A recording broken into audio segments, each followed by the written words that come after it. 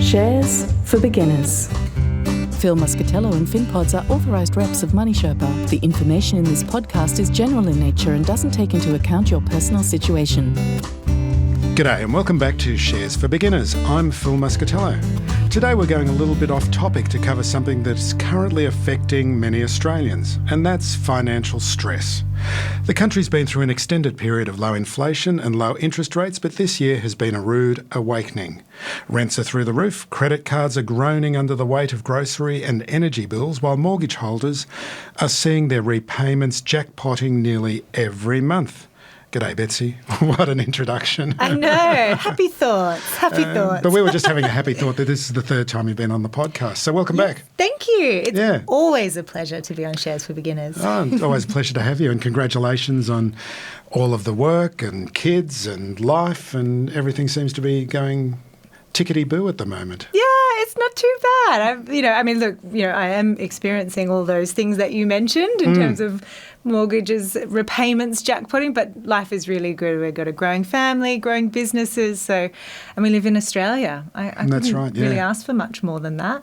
But what about grocery bills? Crikey. Well, I had a baby boy first time round, and suddenly we're the 3-litre milk family. I didn't think that would happen until he was a teenager. I'm actually a bit scared about when he becomes a teenager. He has quite the appetite. Boys are like that. I remember that was what I was like. Now, let me introduce you correctly. Betsy Westcott is a financial wellness coach and founder of the Inner Money Journey, a financial coaching platform that helps individuals and couples to live a financially free and secure life. So let's talk about financial stress. How is it affecting, or what's your research showing in how it's affecting ordinary Australians? It's a very ever-present and ever-growing issue. We had that really unusual period where we had the global pandemic. We were all locked down, and that created a lot of, financial upheaval then. But coming out of that, all of that pent-up demand, and people had saved money, and we just saw inflation spike because of, more demand, but also a lot of supply chain issues. And to compensate with that, our Reserve Bank, the Reserve Bank of Australia, has initiated the shortest, sharpest rise in interest rates in over 30 years. And that has, worked in some degrees of quelling inflation. But as we were discussing before the show, it's not affecting people evenly. And we've also got a whole generation of individuals, working Australians, who've actually never navigated this before as well. So it's a new set of skills that they need to develop, and a new reality that they need to adjust to. Because, if you're an average mortgage holder with, say, maybe a $600,000 mortgage, 4.25% in interest rate rises, that's significant, and that's not money that you can make up in a single year by just negotiating a pay rise. Maybe the exceptional individual might be able to do that, but that means that your dollar's going less distance, and you've really got to make some changes either around your income or your spending in order to compensate with that. And as a result, we've got about 1 in 4 Australians beginning to experience mortgage stress. I would say those figures might have jumped a bit after the most recent interest rate rise. And mortgage stress is defined as your home loan or housing repayment, because this applies to renters who have also had a really challenging time, that equating to more than 30% of your income. And the latest data I was reading just this morning was saying that a couple who had taken out a mortgage just 2 years ago, on the average income buying a median property here in Sydney, their repayments would be making up 66% of their income right now. And that's a big chunk of your pay packet. It's not sustainable, that's for sure. And then as a result of that, a lot more people are cutting back in different areas. They're experiencing more food insecurity, because it's not just housing that's got expensive. Daycare, fuel, electricity, groceries, entertainment, you name it. Healthcare is another big one. So it's a really challenging time for people. And the thing about financial stress, it's not just about the money, is it? It's insidious. It affects all areas of your life, your mental well-being, physical well-being, your relationships, your work performance. Your sleep. Your sleep, that precious commodity. So it's no small thing, is what I would say about it. Yeah. So what demographics are being affected at the moment? So research indicates those doing being most affected are your younger Australians, those who are either renting and are sort of establishing themselves in their careers. They might have significant education debt, HECS-help debt.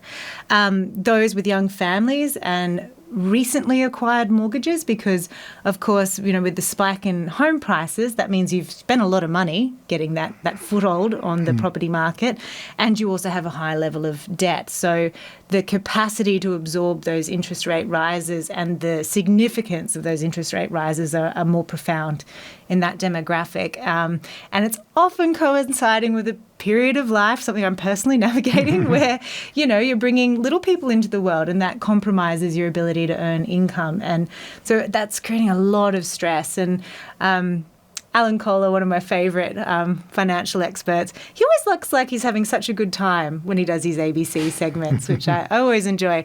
But he did a segment analysing the CommBank results recently and, just pointed out in their data that a lot of the contraction in consumer spending's coming from younger generations. They're dwindling down their savings, whereas our older generations are actually upping their spending and also increasing their savings. And then, of course, we've seen they're getting so much more money with higher interest rates as well. It benefits if you've paid off your home and good time got some to be money a in the bank. Yeah. So, some boomers. Some boomers, exactly. We've got to be clear about that. And then also we've seen a lot of corporations have some pretty extraordinary profits this reporting season. So you've sort of got to question, are our corporations sort of taking advantage of this inflationary narrative to actually bank some really good profits? So, it's not hitting evenly across Australia. But also not forgetting renters as well. Absolutely not forgetting renters. Insane. And what's really strange is this seems to be common across all of the Anglophone world. Yeah, it does. It's happening in Canada. We've got exactly the same situation, America, the UK and so forth. There just doesn't seem to be enough rental properties, and I don't know what's going on behind that. Yeah, because like in Australia, we've got very high migration. We haven't had a lot of property development, plus the extreme spike in house prices, forcing more people to remain renters. Maybe the Airbnb effect perhaps as well. People are preferring to do the short-term rentals rather than long-term. Yeah, to make more gain. Absolutely. And you have seen sort of governments, I know Western Australia introduced some new legislation to limit how long properties can be put up as an Airbnb accommodation to try and combat that, because it takes a while to build a house, so it's not going to be a quick fix, even though we've got lots of very bright people coming up with all these different solutions around housing. You're looking at years, decades even, before that can really... And we don't even have the labour force for it either. True, yes. Very true. And then a lot of those that have the skills to build houses are being pulled into big infrastructure projects which pay better and, you don't have to deal with the customers quite so much. So, it's all coming together as this very perfect storm. We're living in some pretty extraordinary times, and what I always find helpful in situations like this is to really distill it down to what is within my control and what's outside of my control, and really focusing your energy on that which you have control over, because you can rage about interest rates and government spending. We do get an opportunity to influence that with our democratic voting power, but that's as far as it goes. So, really focusing on at a micro level, what can I be doing and how can I improve my situation? Is Aldi the only answer? Man, I wouldn't knock Aldi. They have some great meat in there, quite the fan. There's a number of things you can be doing. The first and the most overarching theme is that you need to be a person of action, your own action hero, if you will. If that helps, do that, put on a persona of the action hero, but be really pragmatic and lean into the numbers and know your numbers, what's actually going on here. And that's something that as a financial coach, I have to tell you time and time again, most of my customers just don't know what they're spending. I was having and they're in paralysis mode as well. Yeah, because... Sorry, I interrupted your thought. That's okay. No, but you make such a good point, because it can be really overwhelming. Money is not just about math and logic. It carries such a huge emotional charge around, our sense of competency, our sense of self-worth, what others think about us. And so when we're under stress and strain, it can really paralyse us. And we also as a nation don't have the best financial literacy. And so we don't actually know what we can do to resolve these issues, and thus we do nothing, which is the worst thing. So really try and be a person of action. Figure out, okay, what's actually going on here, and it's much better to deal with facts than feelings or intuition or fallacies. That's the word I'm looking for. Thank you. And so, know your numbers and then identify, okay, well, what are my opportunities here? Is it spending less? Is it earning more? Which of the levers available to me do I want to pull? So on the spending less side, look at the things that are costing you the most money, and do you have an opportunity to reprioritize or renegotiate? So if it's high interest debt, you really want to be creating a plan to be making additional repayments and getting rid of that as quickly as you can because it's so expensive. If it's a mortgage or your lease, is there opportunities to negotiate a better deal? I know for the renters that might be quite challenging in this environment, but if you don't ask, you'll never know. But certainly with your mortgage, make the most of all the information that's at hand. Find out what other institutions are offering on like-for-like payments and see if you can use that to negotiate a better deal. Because, a 1% interest saving on a $1 million mortgage, that's $10,000 back in your pocket, which, I don't know, Per year. Yeah. And look, $10,000, I'll take it. Happy days. Then it's looking at your bills. According to Finder, we all spend about $1,200 on unused, unnegotiated subscriptions every year. Again, that goes a long way.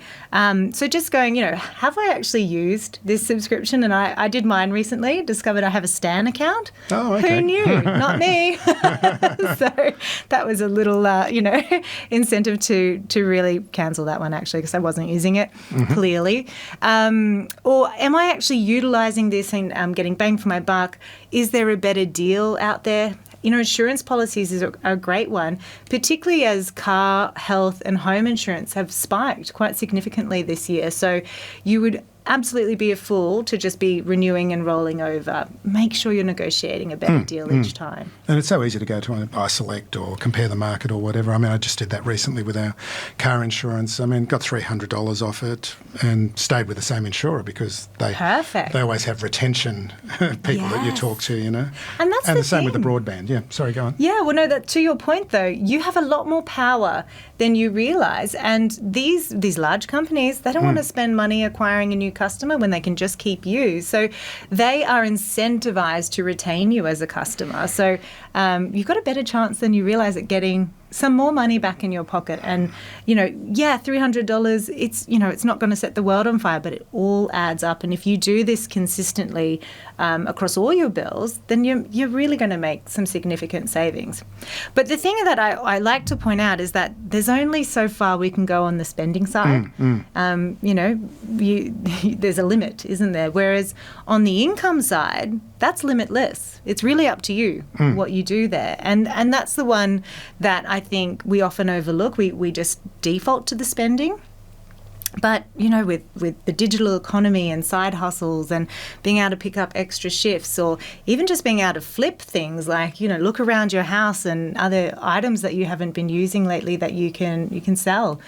There's a lot of ways to make money. There's online surveys, so many different things if you're willing to do it and put the time and effort in. And I would rather make more money than cut back on my spending, I'll be honest. So making sure you're looking at both sides of the ledger is super important. Yeah, one of my favourite podcasts where I get a lot of inspiration from is Side Hustle Nation.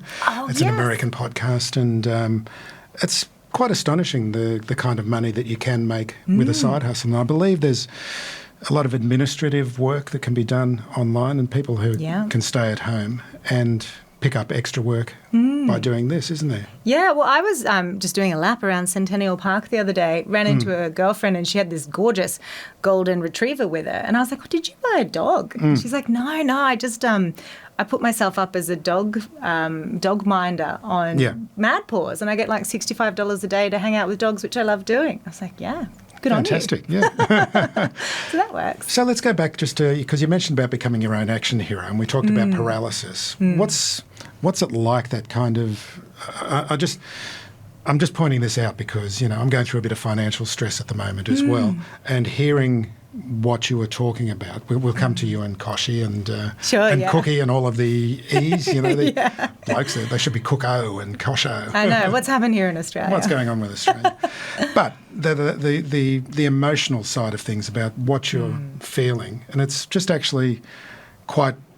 I mean, it's not fantastic, but it's nice to know that you're not the only one going through this. Yeah, absolutely not. And, we all experience financial stress from time to time. How acute it is for us as an individual depends on our own sort of money persona and the meaning and the value that we hold to be true about money and self-worth and all of those things. And then also And shame. And shame, yeah. Yep. The three most common... emotions with money is fear, shame, and guilt. Isn't that like, you'd think it'd be like joy and but no, fear, shame, and guilt, because I think it's this thing that we all need to use to create security and safety and prosperity in our lives. For a lot of us, we don't have great financial knowledge. We have a certain level of skills, but it's just not something that we're taught about in a coherent, consistent manner. Except some very lucky people that you come across whose parents really took them in hand. And I know. I I think about this a lot as a new parent. I'm like, okay, what kind of money skills do I really want to pass on to my child? Yeah. In utero, money skills. Yeah. Are you listening down there? Yeah. And then there's the, how severe is the situation, and do we feel like we've got good connections around us to support us through it? Because money brings up, for example, a lot of shame, and we feel like it's just happening to us. We're the only one in the world, and particularly in the era of things like social media, where you look online and there's a highlight reel and everyone seems to be living the life of Larry. And you're there worrying about whether you can send your kid on the excursion or how you're going to pay the bill, or just the simple fact that your expectation of what life should look like at this age isn't matching up with your reality. And it's so oppressive. And like I said, it impacts the quality of your sleep, for example. You wake up in the morning at 3 a.m., your brain starts ticking, spiraling. You get into that terrible cycle where you can't let go of the negative thoughts. That makes you tired. That means you're skipping the gym and you're not looking after your physical well-being or your mental well-being. At work, you're distracted because this is this cloud that's over you that affects your performance. You're reaching for the sugary snacks at 3 p.m. to try and get yourself through. And by the time you navigate traffic and get home, you're irritable, you're snapping at your partner, the kids are driving you mental, and everything's kind of on edge. And it's oppressive, but it is something that is solvable if you lean into it, if you take action. It's the keeping our head in the sand. It's the closing our eyes and hoping it'll just go away and resolve itself.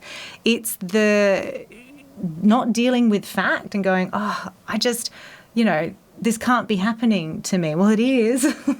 And I love the old, what was the Prime Minister in the UK in World War II? Churchill saying, if you're going through hell, keep going, keep stepping forward. And so, you really need to do something about it. But you don't have to go it alone. There is a plethora of resources out there to support you. I mean, first and foremost, the National Debt Helpline. It's a free, private financial counselling service with professionals to help you kind of gather that information, develop an action plan. They'll even negotiate with your creditors and your bill providers on your behalf. Really? Wow. Yeah, they're so helpful. What's their number? Yeah, well, it's a great number, actually. It's 1-800-007-007. I always think like, James Bond. That's why I imagine. Liquidating your debt. Yeah, he's like on the line and he's working a deal. I love that idea.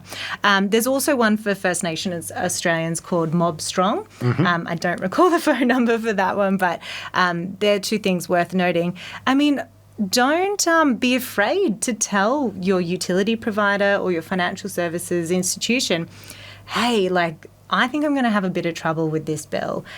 I really want to pay it. I'm committed to paying it, but I'm going to need some support. Can we work out a deal? They don't want you to go into default. They don't want you to experience hardship. They'll really work with you to come up a plan. In fact, they're obliged to work with you to come up with a plan. So be on the front foot there. They are obliged. There's a legal requirement for utility providers. Yeah. Yeah, and banks all have hardships teams, and they're all professionally trained, acutely aware of what's going on, and the more you work with them, the more collaborative that they are. It's when you ignore the phone calls, it's when you just pretend like it's not happening that the problems kind of mount for you. So being on the front foot there, and then reaching out and like telling people around you that you're going through this. I mean, often, we might have these expectations of ourselves and that we can't tell our partner what's going on because we'll let them down. But a problem shared is a problem halved.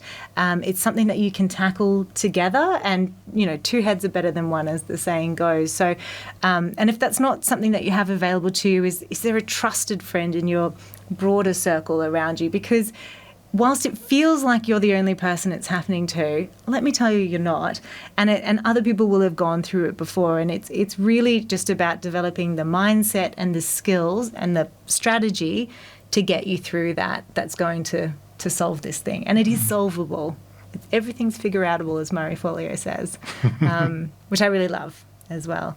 So they're there. And then there's, of course, things like Lifeline, Salvos, Vinnies, who provide different services, whether it's, counselling for your emotional well-being, whether it's food bank services, whether it's, alternative accommodation, clothing, things like that. There's so much out there. We do live in the lucky country, but you've got to put your hand up and, set that ego aside. And it's also interesting about having that conversation with the family, because when it comes to Christmas or birthdays, apart from anything else, it's a nightmare trying to think of presents for people in the lucky country that have everything already anyway. And Isn't it true? Who needs that stress apart from the financial stress as well? Yeah. And I think, quite often we put too much worth on the value, like the monetary value of a present over the sentimental value of a present. Someone taking the time to really think about finding something for you that you'll really enjoy, that really acknowledges who you are as a person, or the time and care to make something for you, those are the most beautiful gifts, I think. But often we're just so busy and it's Christmas and we've got to buy, and we're kind of outsourcing our personality to material goods by like buying flashy things so that people think we're flashy and really successful. It's just a commercial trap, If you can create a little bit of space to really put some time and thought into things, you don't need to be spending a lot of money. And same goes for like activities. Our number one favourite date is fish and chips with a bottle of wine on the beach. Our son runs around, we sit on a chair, seagulls pester us, but it's just a really lovely time. We can people watch. We could go to Mimi's and spend, I don't know, close to $1,000 probably. And it's a lovely time, but it's when you're doing these activities, what's the purpose of it? Connection, time spent together, making memories. Money is not an essential part of that equation to make a special memory, and I think it's just remembering that sometimes. Keep it simple. And what about having conversations with the family? Because kids become involved with this as well, because they're going to respond to the stress. How should that be dealt with? Yeah, and kids they've got these like little antennas up, aren't they? They're very good at reading situations. And again, it's really important to be mindful of the language, the energy, the conversations that you're exposing the kids to. So I think, as parents, it's finding that balance between communicating money and financial responsibility with your kids, but not putting the responsibility on your kids, particularly if they are younger. They're just kids. Allow them to be so. But in the good old days, you could send them out to work, Yeah. 3, 4. Come on, you're time to chip in. But, to explain to them how money works, what things cost, what mummy and daddy do for a living, how do they decide what to spend money on, potentially empowering them to make choices around, okay, here's how much we're going to be spending on a Christmas present. We can do this or that. Which one do you choose? And just really creating that awareness for them. And, even just for yourself, being mindful around the language that you use, from we can't afford that, or that's not something we choose to prioritise right now. Just that language can really change it from a we're less than, we're restricting, we're going without, to we're making an informed and empowered choice about something. That's really interesting to say that to a kid, and because it's kind of elevating him to talking to them like an adult. Yeah, and again, make sure it's age appropriate. Not sure my son at 2 is really going to comprehend much, but if your kids are sort of hitting 10, 11, 12, teenagers, things like that, I do think it's important to role model good, healthy, practical money behaviours. Sometimes we can love our kids a little bit too much, and in a way that actually harms and disables them.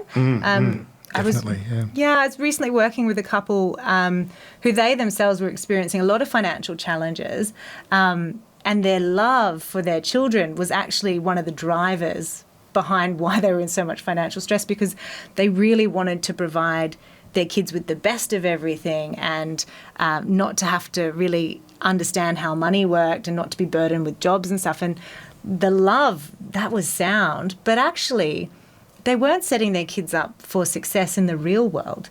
They didn't understand the value of work. They didn't understand how to pay bills. They didn't understand how loans worked. And talking to any young adult, those lessons are some of the biggest shocks when you move out of home. And I think, you ask anyone, and having those skills early and understanding how to use money to really support yourself in creating a life that, was sustainable and that you really enjoyed, that's a wonderful skill. That's something so valuable to pass on to your kids. And, it's just sort of having, again, self-awareness around what am I role modeling to my kid? Is this going to help them in life?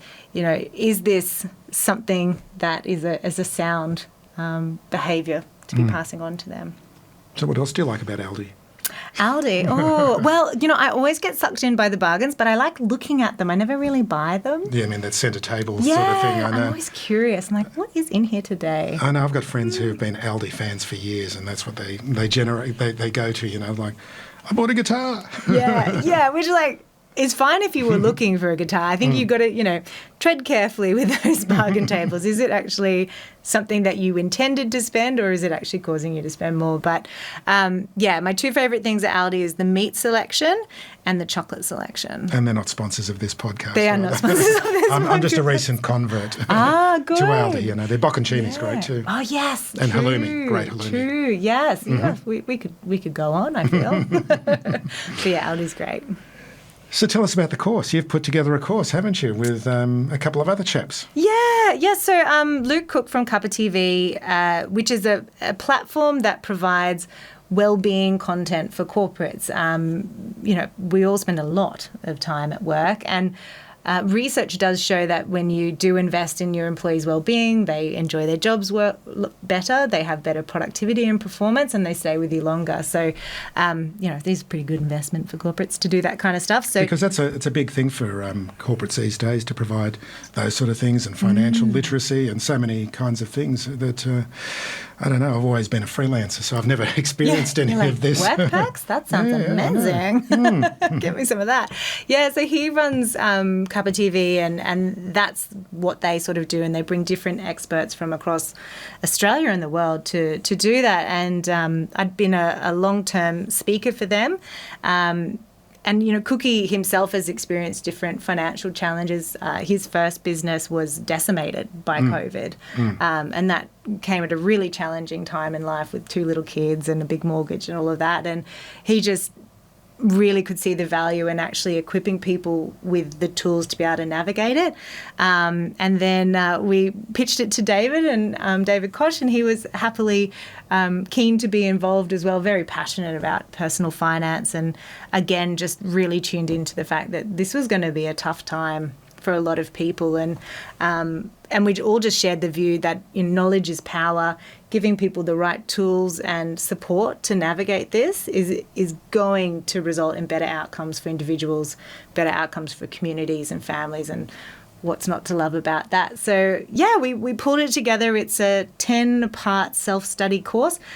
oodles of resources and activities to kind of download and do together. And that's where the real value lies, is it applying, not just watching the videos, but actually putting it into practice. And it's available to individuals, but it's also available to corporates. The AMP Financial Wellbeing Survey showed that it's about $2.6 billion every year that's lost in productivity because of the financial stress that individuals are experiencing. And that's research from 2022. I'm curious to see what the data will be this year, because it feels like this is the year that it really hit home for everyone. And it's going to hit even harder next year, because we've still got people going over the mortgage cliff. That's I think it's peaking now, isn't it? It is, just right now. That's right. Late November 2023. Yeah, and those jumps are huge. Like, in some ways, this doesn't make logical sense, but I almost like that I was on a variable mortgage and had the incremental increase, just because it wasn't such a shock. Because, again, lots of clients I'm working with are going from being at a 2% to a 6-7% mortgage, and it's many multiples of what they were paying previously. And that's hard to come up with that kind of money suddenly. As we all know, you've got to be making some priority calls. And we just don't like it, understandably. So people can experience the course. I mean, there's a free video that explains what's in the course as well. It's a great video. I've enjoyed watching it. Oh, thank and that's you. With you and Koshi and Cookie. And yeah. all these Aussie nicknames. I've never been one for Aussie nicknames. With Luke and David. David and Betsy. And Betsy, yeah. But yes, well, yeah, you can access the first module completely free. There's also an introductory video. It's, I think it's really well priced in that you can have 6 months access for less than $100. I think it makes a great gift for someone. Great gift, yeah. Yeah, because talk about, Christmas and not wanting to buy something for someone that they're just going to throw away. Equipping someone with skills and tools that they can have for a lifetime and can meaningfully change the trajectory of their life. I don't think there's many better gifts, personally. Probably a little bit biased as a money nerd, but yeah. So, and again, if you are, in a HR team, or if you're an executive at a different company, trying to think of ways to support your people and noticing the strain, the stress, the lack of engagement because of external stresses, then this is something that you might consider looking at for your employees as well.